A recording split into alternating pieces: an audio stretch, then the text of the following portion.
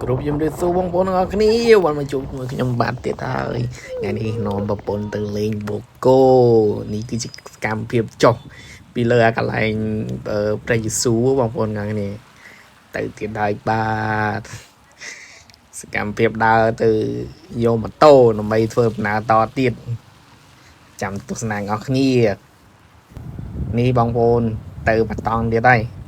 ចេះជីទៅយើងអត់សូវស្គាល់ផ្លូវដែរចេះជីតាមអ្នកជីមុនអញ្ចឹងណាទៅហើយសបាយទៅកាត់ stress ខ្លះបងប្អូនអើយនៅបូកូយើងហ្នឹងសបាយខ្លាំងមែនតែននេះមើលសកម្មភាពមើលអាប់បងតិចខ្លាំងមែនតែនហ្មងណាទៅហើយតែនេះទៅហើយ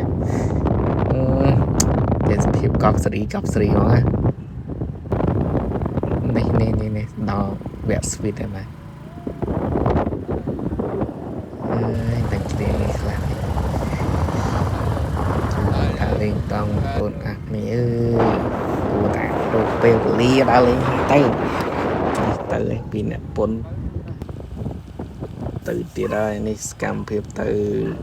ឡើងទៅនេះឡើងទៅកន្លែងទឹកធ្លាក់បងនៅលើប្រមុខកោនេះណែធ្លាក់ភ្លៀងតិចកន្លែងនេះស្អាតណាស់បងប្អូនអើយអាយុកាមដឹងបានទេអ្នកដឹងជួយ comment ផងទៅលេងអត់ដឹងទៅណាទៅណៃទេព្រោះយើងអត់សូវស្គាល់ផ្លូវតែចេះជីបងប្អូនសំខាន់សប្បាយខ្លាំងនេះសកម្មភាពកន្លែងជ័យម៉ៅបងប្អូនជាពលរដ្ឋយើងមកគ្រប់ដុតធូបសុំសិរីសួស្តីពីលោកយាយម៉ែតាមថែសារទាំងអស់គ្នាទៅទៀតហើយគឺយ៉ាជាថ្ងៃហ្នឹងដឹងជាតាណាខ្លះទេបងប្អូនអស់គ្នាអើយមានអីស្បាយយើងទៅលេងនៅកពតជួយ comment អ្នកមួយណោះជីដើរលេងស្បាក់តោះសំខាន់ជីម្ដងភ្លៀងម្ដងអត់ជីបានពាក់កណ្ដាលអត់ភ្លៀងជីទៅដល់មុខភ្លៀងចឹងណាបងប្អូនអ្នកនេះតែមិនចាំមើលវិទេសភាពទេនេះមកទេសភាពកប់សេរីយកហ្មងមើលបងប្អូនយើងមើលសឹងតែចាប់អាប់បានហ្នឹងនេះសកម្មភាពខ្លះបងប្អូនតែ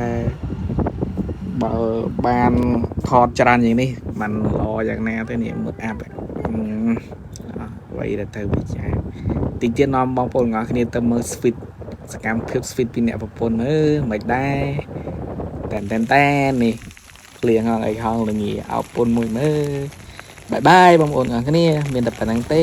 គ្រប់ជម្រាបលា